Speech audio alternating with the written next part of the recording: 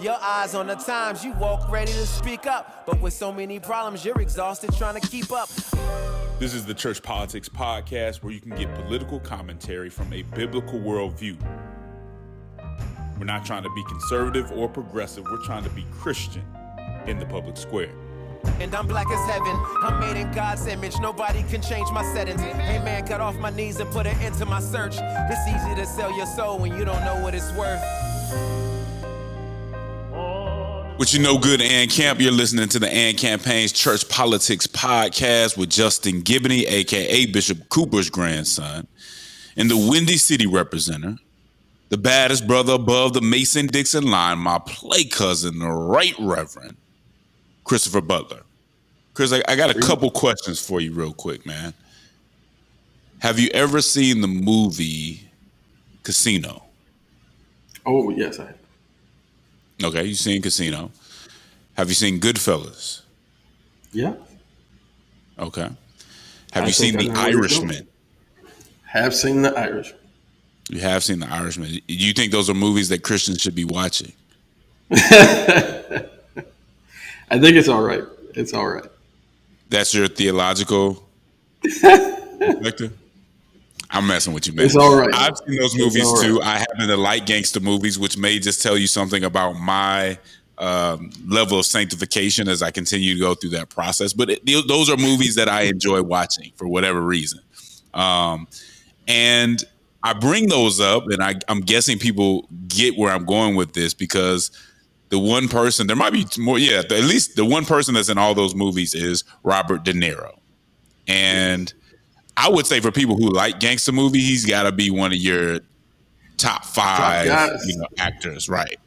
And he kind of stuck his head out there a little bit in politics recently. So according to the Associated Press, Chris, President Joe Biden's campaign on Tuesday showed up outside of former President Donald Trump's New York City criminal hush money trial with actor Robert De Niro. And De Niro had some interesting things to say. All right. So here's what he said. He said, "I don't mean to scare you. No, wait, maybe I do mean to scare you." De Niro told reporters, "If Trump returns to the White House, you can kiss these American freedoms goodbye. All these freedoms that we take for granted." He went on to say that we New Yorkers used to tolerate him when he was just another crappy real estate hustler masquerading as a big shot. "I love this city. I don't want to destroy it. Donald Trump wants to destroy not only the city, but the country, and eventually he could destroy the world." That was Robert De Niro's message to America, really, particularly though New York City, which I don't think they have to worry about, Trump winning New York. Let me start off by saying this, Chris, and I don't want to take too long. We've said this. I think we've said this in public statements. I personally do think that Trump presents a special threat to the United States. I don't think that he has, and the reason for this is I don't think that he has the respect for our institutions that a president should have. I don't think that he has the respect for the political system that a president should have. I think he is primarily worried about himself. And whereas I think somebody who's actually running a country should be willing to sacrifice their interests for those things, I think he's proven to us that that's not something he's going to do. Now, while I have problems with Biden, I don't see Biden that way. I don't see Robert F. Kennedy that way. And I don't see Peter Sonsky, right, who is the American Solidarity Party's candidate, in that way. Okay, so that's why I think Trump is different. Okay, it's a little bit of a bigger issue to me. That said, I don't think this particular stunt moves the needle. And people get upset when I say this, if Trump by chance does become the president, I don't think the country ends. Now, that's not giving any credit to Trump, right? That's not saying that that he's going to save the country. That's just saying that I think our institutions are stronger than that. Okay. And as many, I have some issues with the Supreme Court for sure. But I don't think the Supreme Court, I don't think Justice Roberts is going to allow something like that to happen. A lot of things have to go wrong in order for that to happen. I don't see it happening. But just wanted to kind of get some of your thoughts on what DeNiro said and if he's right. Yeah, so I think he's wrong, and I have not said this in public statements because if you think people are going to get upset with you, they'll get more upset with me. Because what I honestly think about this election, and the reason I'm saying it is because for whatever reason, maybe it's because I watched it really early in the morning, but I got really upset with this whole stunt showing up outside the courthouse. I mean, a presidential campaign, like it really lowered what presidential campaigns look like in my view, and I don't know, maybe there's a unique ability of Robert De Niro to like stir up anger in people. But I was really upset because he really says the quiet part out loud. Because at one point in this talk, he says these words: "We don't have a choice." And to me, I just don't think that that Trump represents a fundamentally greater threat to our democracy than Joe Biden. Because while I do think that Trump is a unique threat of autocracy, I think that Biden is a unique threat of oligarchy. And the choice between autocracy and oligarchy is so paper thin. And I do think that our institutions are much stronger than autocracy, but I think that our institutions are incredibly susceptible to oligarchy. And so which one to me represents a greater sort of political threat because of the strength that I see in our institutions to reject and repel autocracy. I don't think oligarchy represents a democracy. And when somebody is standing there representing a campaign saying you don't have a choice, that's not democracy. That's oligarchy. And I think that our systems have been subject to oligarchy and are not as sophisticated and well designed to reject that as they are autocracy. So, will I go so far as to say that that Biden represents a greater threat than Trump? Probably not, but I certainly won't say that Trump is a greater threat than Biden because neither one of these guys are, sort of paragons of democratic vitality, in my view. I didn't expect you to say that, but let me give a follow-up question. Do you think Trump would do anything to stop oligarchy? Or did he? He's been in office. Did he do anything to stop the oligarchy? Well, he's been in office and he didn't do as much as I thought he would have to stop it. I think that because he is ultimately more concerned with himself than he is with the other oligarchs, he might change it up a little bit. I don't vest a ton of hope in either Donald Trump and the sort of prospect of autocracy or Joe Biden and the prospect of oligarchy. I'd much rather spend my time investing in real democracy and organizing from the grassroots so that over the long term there can be real change and a real push in our country back toward the democratic ideals that are sort of the concept of the United States of America. So I don't see Donald Trump as as he has positioned himself both in. I mean, I guess this is the third election with him positioning himself to be the sort of champion against the oligarchy, but you can't get one of the oligarchs to be the champion against the oligarchy. So no, I don't see him as a significant opposition to that either. Okay. As you guys know, they got a little bit deeper. It's not a bad thing than we usually do on it's supposed to be fun at the beginning. I'm sorry, but DeNiro made me mad. No, that wasn't on you. We started off fun. So it is a good back and forth, but I thought that was interesting to bring up because celebrity power, how much power do celebrities have when they enter into this space? Because DeNiro is one of the oligarchs. That's why he's so important. I hear you. So I think it's a conversation that we have to have. People might differ, but it's something we need to be paying attention to for sure. But before I forget, let me give a shout out to all of our patrons and supporters for supporting us in what we do and how we do it. If you don't already know, If you become a patron, meaning you go to patreon.com/churchpolitics, you will actually get not only this episode, but a premium episode that you can listen to whenever you feel like. And we'll be talking about things that we're not going to talk about right now. Okay. So if you like this podcast, you want more, make sure you go to patreon.com/churchpolitics and become a patron. If you are watching on YouTube, make sure that you like and subscribe. All right. That's the only way that we're going to get through the matrix and get some attention here. But we appreciate all y'all because, again, we talk about things that your normal podcast, political podcast will not talk about. So grab your Bible, get your mind right, and prepare to think not like a Republican, not like a Democrat, but like a Christian. All right, Chris, let's get into the scripture real quick, if you don't mind. I would like to go to Proverbs 16, verse 20, which reads, "Whoever gives heed to instruction prospers, and blessed is the one who trusts in the Lord." I know there's another version that says, "Whoever trusts in the Lord, happy is he." Chris, according to research scientist Zach Rosh, measures of anxiety, depression, and other measures of poor mental health among youth have worsened in the 5 Anglo nations, the 5 Nordic nations, and many other nations throughout Western and Eastern Europe.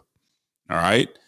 Zach has also shown that suicide rates are up for Gen Z girls across the Anglosphere, with higher rates than any other generation of girls that came before them. All right. Now, one of the ways that this is explained in the article, which comes in a blog called After Babel,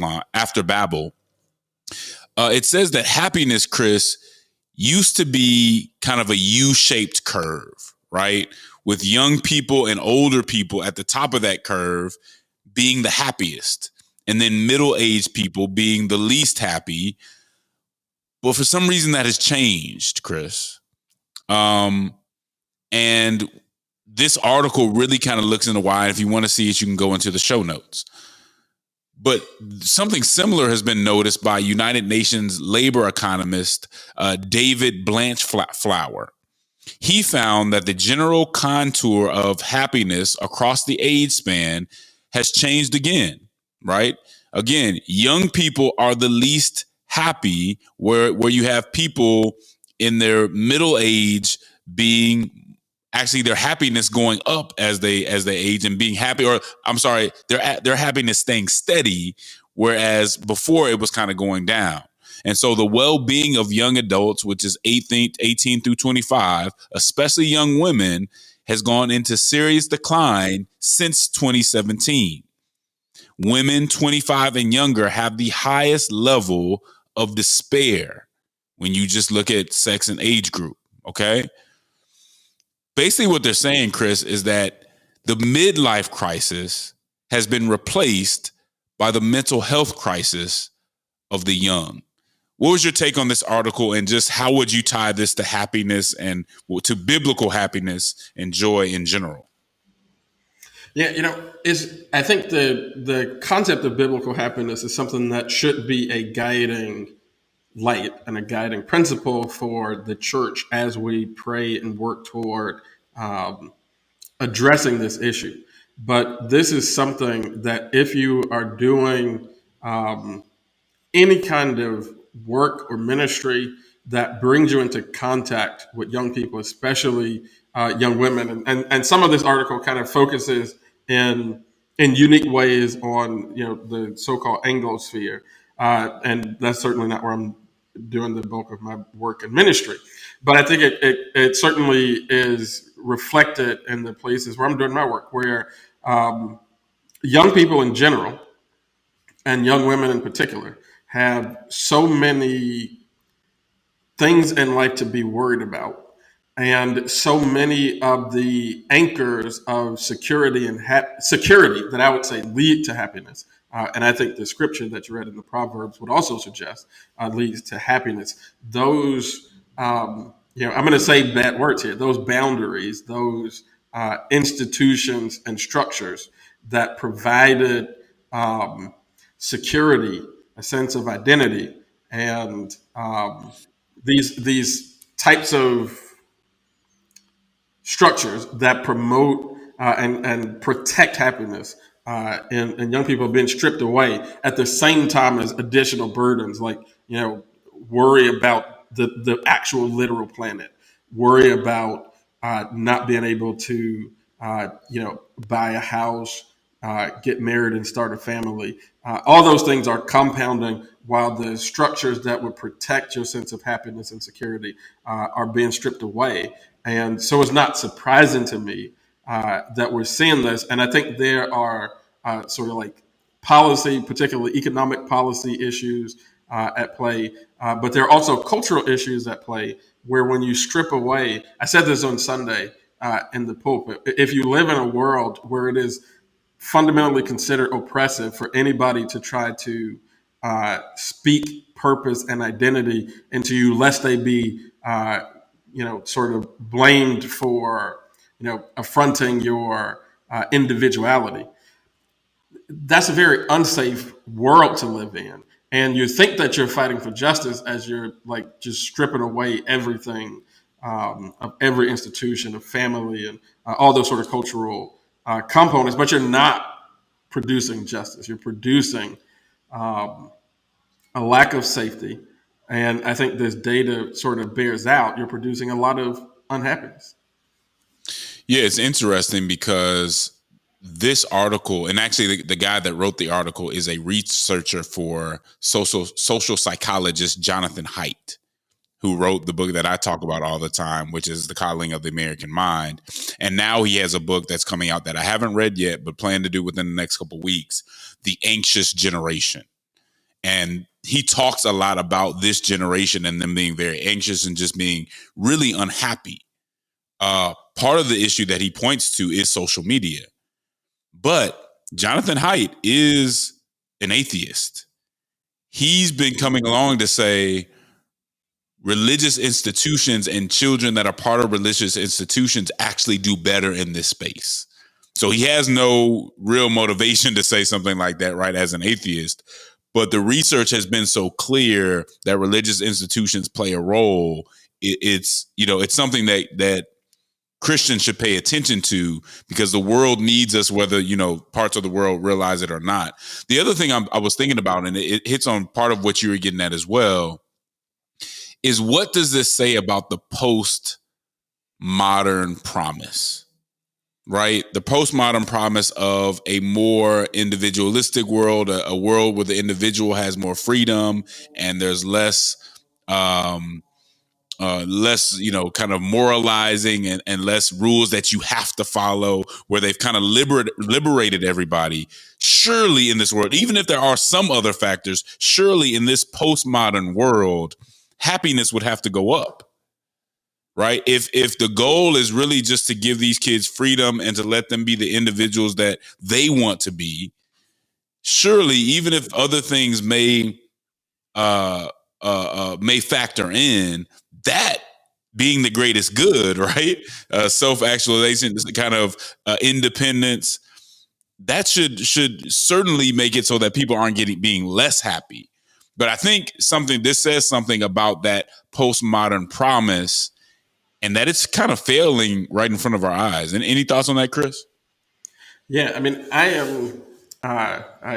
we talked about DeNiro earlier. Now I feel like I'm going to sound like somebody's grumpy old grandpa on this podcast episode, but there's a lack of institutional safety from the basic and fundamental institution of life, which I think is the family, all the way up.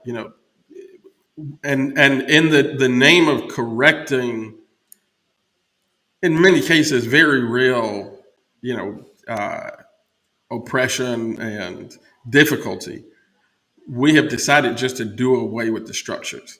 and to diminish the value of the family down to almost nothing, diminish the value of the church down to almost nothing, diminish the value of sort of strong community institutions down to almost nothing, right? Even when you think about large corporation versus smaller locally owned business, like it's not just an economic question; it's a culture and community question. And this, we have to understand that justice, at least in my view, justice is always communitarian, because if you don't have the institutional structure to protect justice, then you don't have justice, because it can be taken away in all these sort of, you hear the term microaggressions.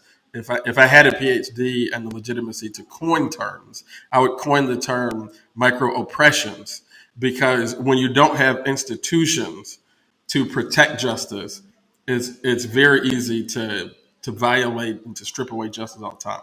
And so when you're working to win more just societies, I think that we make a mistake when we put into our game plan the unnecessary breaking down and diminishing of institutions, especially these basic and fundamental institutions, without which I don't see how any society is supposed to operate. And I also think that not only is this like a justice philosophy, as Christians, we should understand that everything that we do should be growing out of Scripture, right? Which is it grows out of a very communitarian society. And so these happiness numbers to me have everything to do with, like I said, these economic policy difficulties that really are compounding real problems, especially for young people. Because how do you see a life and a future in a world where the best you can do is saddle yourself down with $30,000 to $100,000 worth of debt? You can't buy a house. You can't get a job that pays you real money, which makes it much more difficult to get married and start a family, which you don't even know if you want to get married and start a family, because maybe that's oppression. Like, it's a very bleak world that we are presenting to young people.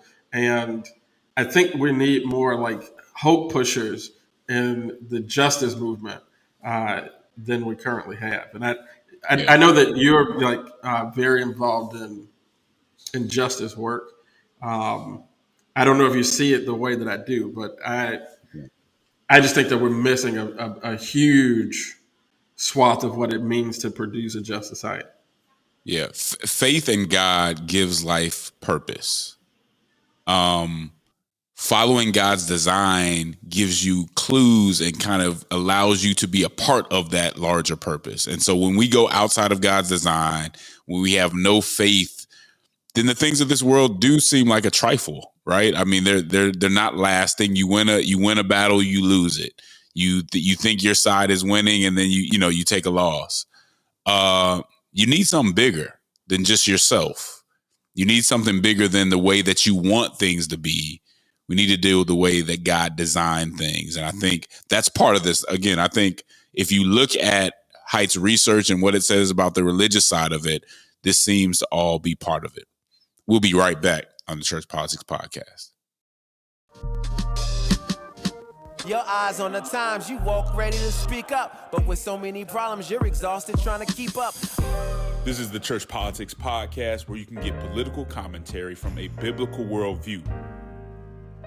We're not trying to be conservative or progressive. We're trying to be Christian in the public square.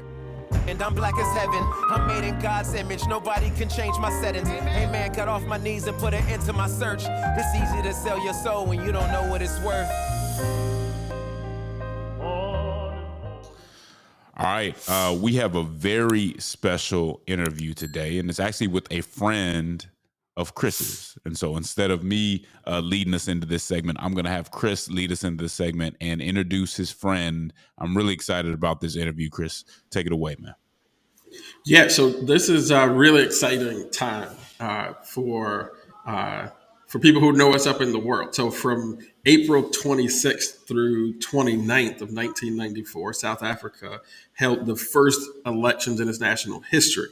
at least the first in which all South Africans, regardless of their race, were allowed to vote. This ended centuries of institutionalized racial segregation under the system known as apartheid. This landmark election did follow years of negotiations, political upheaval, and yes, some revolutionary violence. The African National Congress, or ANC, led by Nelson Mandela, won a decisive victory. The party received nearly 63% of the vote, securing 252 of the 400 seats in the National Assembly. And Mandela himself was inaugurated as South Africa's first black president on May 10th of 1994. Today, 30 years later, the nation is celebrating this 30-year anniversary of democracy in South Africa as South Africans once again are participating in this cherished right of free and fair elections. And this election is it's a big one as the ANC faces a real prospect of losing its majority for the first time since it gained it. There are a number of themes running through the election, interesting things, and not a few parallels with our own situation here in the United States. Number one, you have an incumbent party that has long carried the hopes of forgotten people, but have maybe finally lost those folks' confidence. South Africans are presented with an unprecedentedly poor set of options to choose from in the election. And then there is a right wing faction stoking fear and threatening violence. And the church is stepping up to mobilize the vote and to call for calm in this election. So as we wait, polls will be closing in short time, and we'll be looking for results to start to come in. I'm really excited to have my friend and the pastor of the sister church to the church that I lead in Chicago, Pastor Eddie Jacobs, a dear friend of mine and the pastor of the Embassy Family Church in Cape Town, South Africa. Welcome to the Church Politics Podcast, Pastor Eddie. Thank you so much for taking some time today. Thank you, and it's great having me here today. Appreciate it. So the election is on. This is election day, and so as we sit here on election day in your country, I just think about the fact that you lived under apartheid. You voted in every single election in your nation's history. At least what we would call free and fair elections in the history of the nation. So what does the vote mean to you, and what does election day mean to you? Yeah, it's an interesting question. This morning when I went to my wife and I, when we did our civic duty by going to vote, it reminded me of a time when we couldn't vote. So my first time I could vote, I was 30 years old. And it reminded me of the liberties that we have right now that we could never experience. It reminded me of a time when our parents went through such a hard time, and it reminded me of people that gave their lives so that we can have the vote today. It reminded me of my children that is born free, that's standing in a queue right now, and that is able to vote because of people like Nelson Mandela and many others, our parents who stood strong against the apartheid. But also people who prayed, and absolutely, because not everybody is well known, not everybody is a Mandela or Mbeki, but there are people in small towns and villages that were praying, that were and it reminded me of the time just before the election, how our country was on the brink of civil war, but prayer was the only thing that actually kept us. Although people would say it's negotiations, I believe, and many of us believe, the only thing that kept us was believers on their knees during that time. That's so good. And you were also a member, before singing, before you started passion and everything. When we actually met, when I was a kid, you were a member of a very popular Christian singing group called the Christian Explainers. Yeah. Now, our U.S. Listeners may not know that, but if we have listeners in South Africa, they know the Christian Explainers, right? And so, what I think about the fact that with the Christian Explainers, you traveled all over South Africa and really all over the world, really bring a message of hope through this whole transition time. And so, I would love to hear your assessment of that hope. Like, where is the hope level of people in Cape Town and across South Africa right now? Yeah. So I think before the elections, hope was diminishing. People really felt um, our liberators, the ANC, and or the liberation movement, disappointed South Africans in general. So hope was really um, going away, and but the numbers, how people came out to vote today, proved that people believe there is a new horizon. There's something better on the horizon. There's a newness of hope that is coming. That is just how South Africans are. We've been through tough times. We've been through really hard times, um, and I hope is not based really on which political party wins, but I hope is found in Christ. And we believe that this country will be successful, will be what God wants it to be. So although hope was um, getting smaller and diminishing. I think the fact that there are more options nowadays, the fact that we are a growing democracy, that we can still. I mean, there's so many things that we can do. I mean, I can say anything to anybody in the street, and nothing will happen. Whilst in the apartheid days, if we were three people on a corner, that would constitute a political meeting, which and you could be arrested. So those are the things that I lived through. So when we say there's hope for a new day, I really mean that the old things has passed really, and I believe it's a natural growth or path of democracy for the liberators to go through this process. For us to be at this stage, they have to That's good. understand after 30 years of ruling, they know more the majority. And and the election's gonna prove that. This is so good, and I love to hear. Sometimes when there's things going on in the country, and you think it still needs improvement, we're kind of hesitant to admit some of the progress that has been made. It Right. kind of Right. sometimes I think people feel it bolsters their case to act like nothing has changed. Absolutely. So it's good to hear you say that. Uh, Pastor Jacobs, I think you might be the first international interview that we've done, Wow. especially on this type of political matter during the actual election that we've done on the Church Politics Podcast. So it's good to have you here. And Chris touched on this a little bit, but give us your feeling of what the stakes are in this election. I understand, it's high stakes, things are changing. What would you add to what's already been said about the stakes? Like what could happen here? What might you have? And I know you're faithful, but what might some be worried about?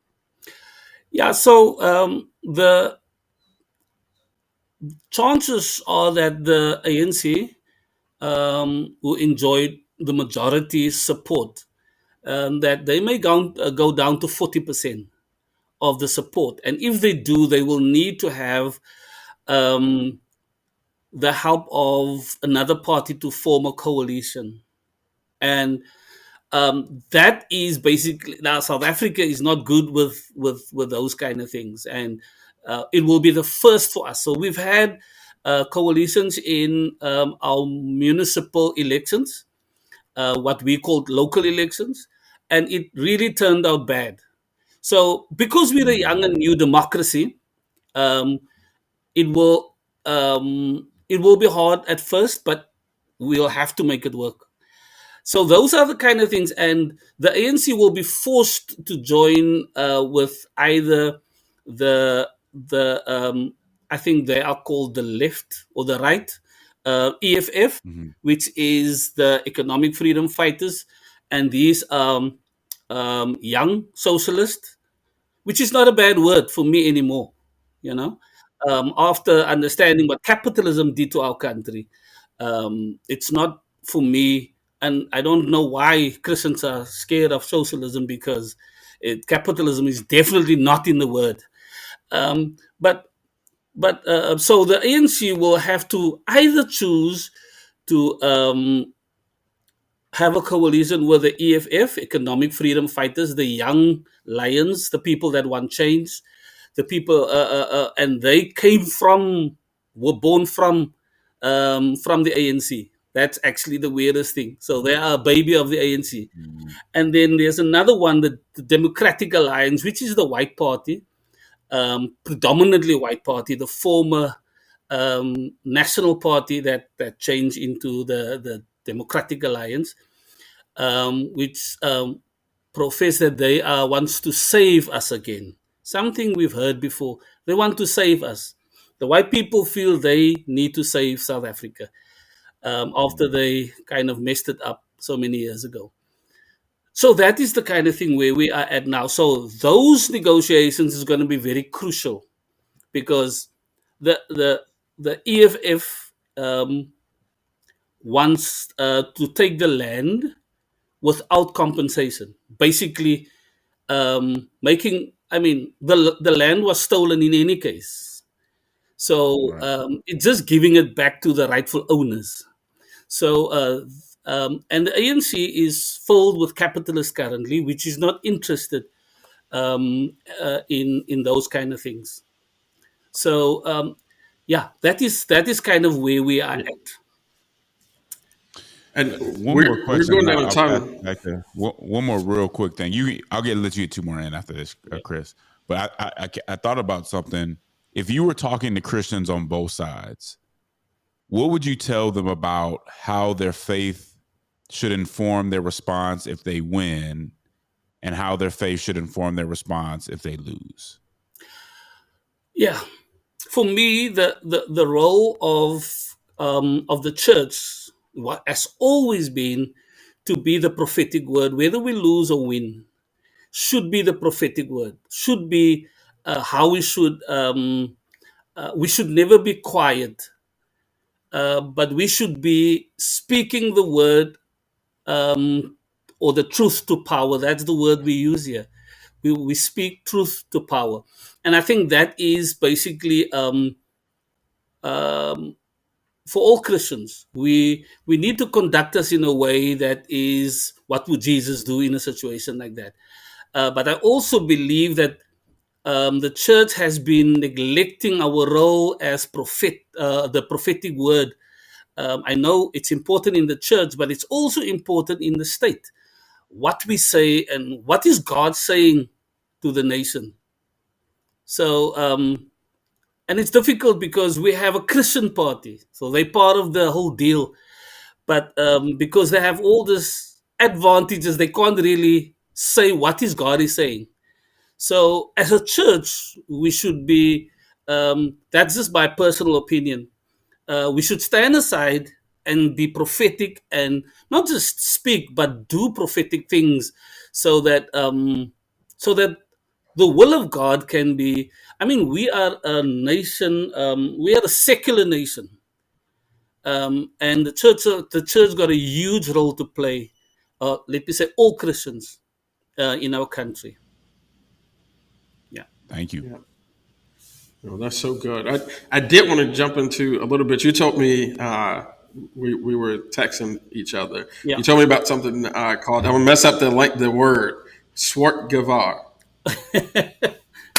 Okay. Zwart gevaar. What is that, and how is this impacting the election? Yeah. So what the white people used to do, they would scare colored and white voters into not voting for a black party, if you can call it that. Because zwart gevaar is black danger, if I can translate it directly, meaning basically, if they become your leaders, because what the white people are saying, if the two black parties form a coalition, you're gonna lose your this, you're gonna lose your land, and you're gonna lose your property, which is not true. So they scaring people in saying, don't trust us as white people, don't trust the blacks, don't trust your own. I don't know how they can do that, but that's a tactic that was used in the apartheid years, and it was a way of divide and rule. So even amongst us, they would say, "Don't trust your brother, because your brother would do that to you. Rather trust us." So it's still in use, and I mean, we have a democratic society, so now they can use it. You know. Yeah. Yeah. So this is election day. Just as we get ready to wrap here, where do things stand in terms of the election? When do polls close? When do we anticipate that there are going to be results coming out, and South Africans know what the immediate political future looks like? Okay, so polls close at 9 o'clock our time, which will be in 3 hours, 3.5 hours. And then counting will start. We have, unlike the USA, we have an IEC, an Independent Electoral Commission. I don't know how you guys have it, but we have people that is an independent body that's it's constituted, and they run the elections for us.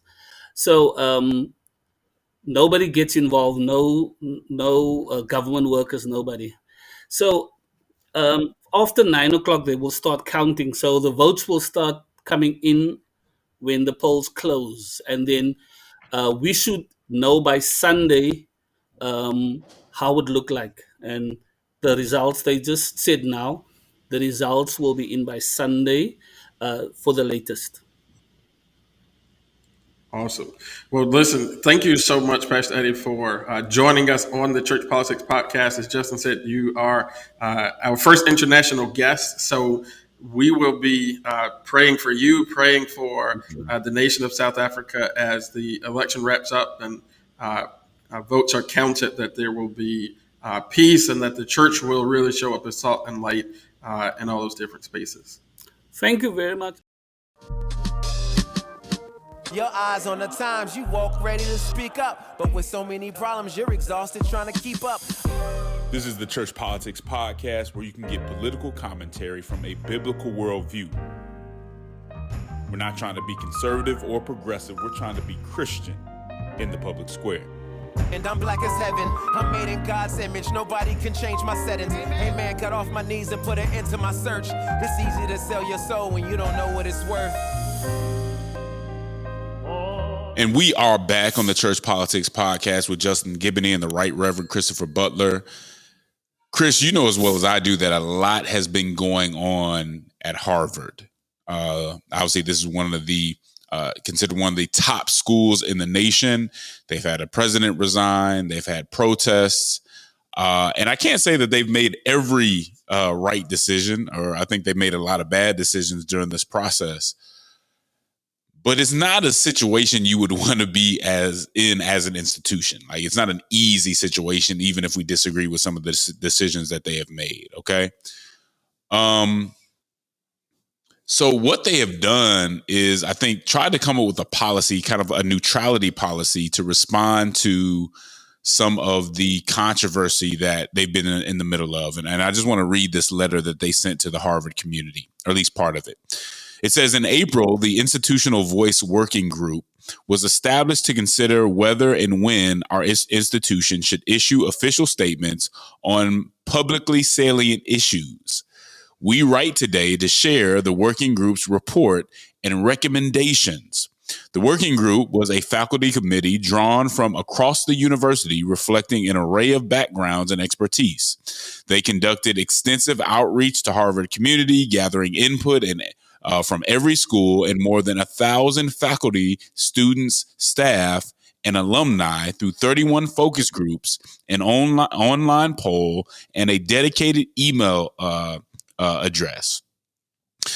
Today, we are delighted to share with the Harvard community the working group's report, containing a set of principles and recommendations that ground the use of institutional voice in the university's mission of seeking truth through open inquiry, debate, and weighing evidence.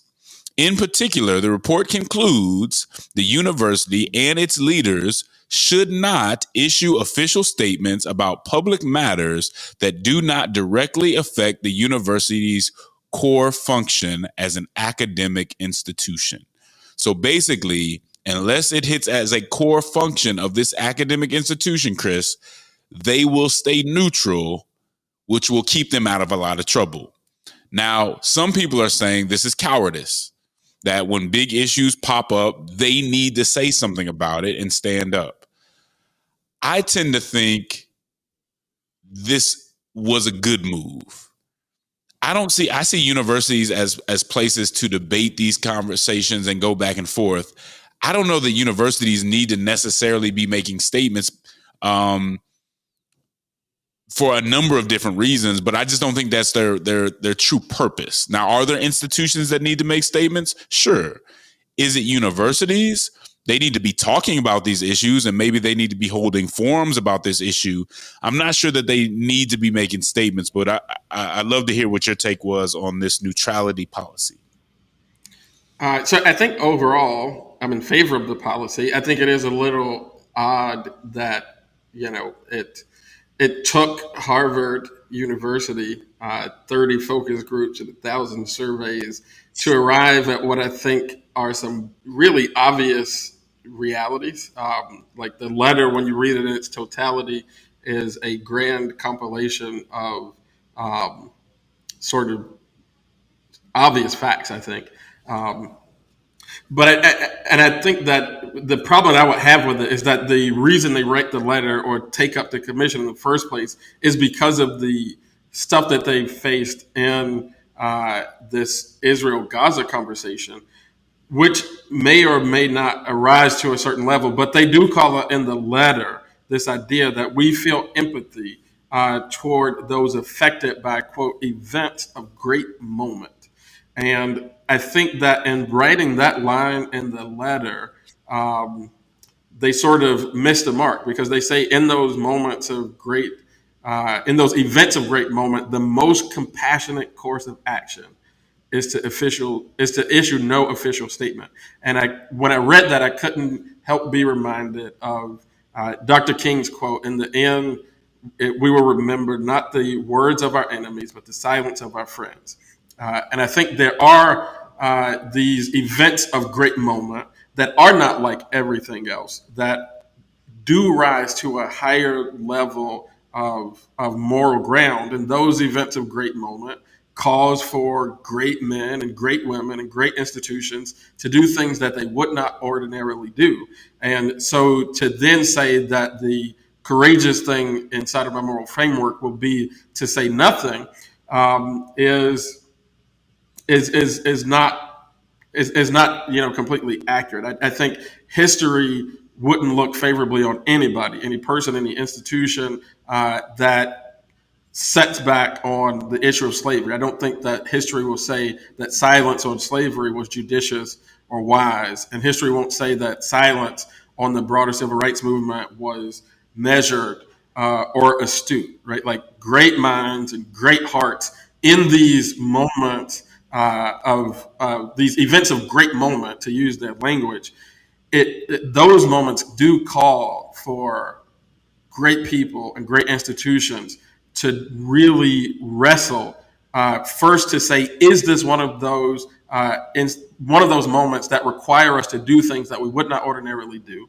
and then if we decide that it is a time when we should do things that we do not ordinarily do, then you have to do the work of figuring out how you use both the power of your words and the power of your deeds to meet that great moment. And it's really hard work, because you got to do it all in real time. But if it were easy, we wouldn't call it a great moment. And I'm not necessarily here even to say that this is one of those moments. I think that's the work that people have to do. But if you agree that there are moments that are not like all the rest of them, then you can't say that the most compassionate thing to do in those moments is to say nothing. Yeah, and I think the general neutrality policy, while it may keep you on mission, and I think there may be some prudence there, it's not necessarily a matter of courage, though, right? Like, not being neutral isn't a matter of courage. It may keep you on, it may keep you where you need to be, and with the understanding that you are training people to think so that they can make statements about certain things. But I also understand that at this particular moment, Harvard is expected to take every possible stance that the students want them to take, and that is just impossible. And everything is catastrophic, and and so I get why they would say, look, in general, don't expect us to take a stance. I mean, they're academic institution. That's not necessarily what they're here for, right? I get that. I don't think that's necessarily running away from anything, although you got to put it in context of why it came up now. So we get that. In general, I think it's a smart move, not necessarily a courageous move, but it may help them stay on course, which they've run into a lot of things that have just taken them off course recently. Yeah, I think if they follow this in general, it will help them stay on the course in general. I don't think it will necessarily help all that much in the moment that they are in. I just wish that they would have put it differently in their letter to say that there are times where you almost got to throw caution to the wind and do things that you would not ordinarily do. What that does then is it puts the burden on those members of your intellectual community to prove first that this is one of those events of great moment, right? That what I want you to speak on rises to the level of a slavery or a civil rights movement or something like that, which is hard heart work and it's hard intellectual work. Which is right to be conducted in the university environment. I think by putting that phrase in there without allowing for the university to do something different in those most important of times, just leaves the door open now for people to come back and say, well, this is, this is a time where the rules should go out the window, and you haven't set any standard to say when that time. Like, how do we discern when it is that moment? Because generally, we won't say anything. Taking something that you said earlier, it sounds to me like that you do appreciate and need the opinion of the oligarchy in order to know what you should do. Is that what you're saying now? No, but the oligarchy should consider the voices, because I think you see what I did there, right? You see what I did. I see what you did, but I don't think, because I didn't get to analyze the whole letter on here. But they talk about this moment, like we're in this new moment of like public discourse where, there's a lot of different voices out there. There's always been a lot of voices out there. We're just in a moment where you can't silence all the other voices that disagree with you so easily, so you got to deal with them. And that's the hard work that you're supposed to do as an intellectual. But, I'm just a small town preacher from the south side of Chicago, so sure. I hear you. Well, as always, man, always good to be on the podcast with you. And Cam, you know what it is. There is a cross that neither political conservatism nor progressivism is fit to bear.